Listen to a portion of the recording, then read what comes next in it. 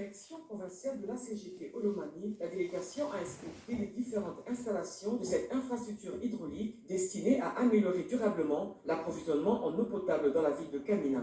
Selon le directeur provincial, l'usine sera alimentée par une puissance d'environ 0,5 MW et disposera d'une capacité de production estimée entre 7 000 et 10 000 m3 d'eau potable par jour. L'eau brute sera captée dans la rivière Lovoy à travers un ouvrage d'eau aménagé en amont. 3 groupes motopompes assureront l'acheminement de cette eau vers l'usine de traitement.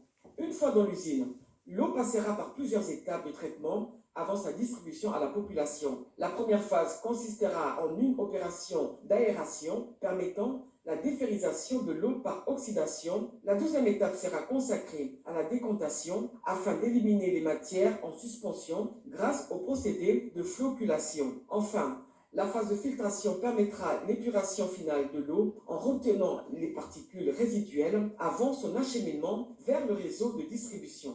Après traitement, l'eau potable sera refoulée vers le château d'eau par 3 groupes motopompes destinés à alimenter plusieurs quartiers de la ville de Kamina.